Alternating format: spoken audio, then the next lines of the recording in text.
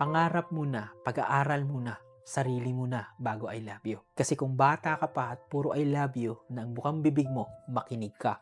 Hindi masama magmahal, pero delikado ang maunang magmahal habang wala ka pang direksyon sa buhay mo. Kasi sa totoo lang, hindi love ang inuuna mo.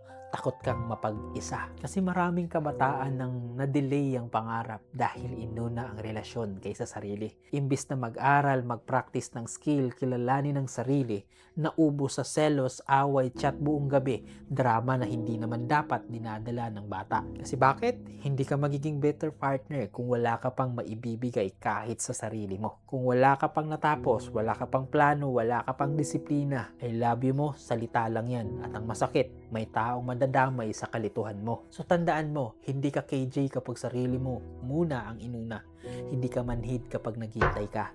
Mas matalino ka.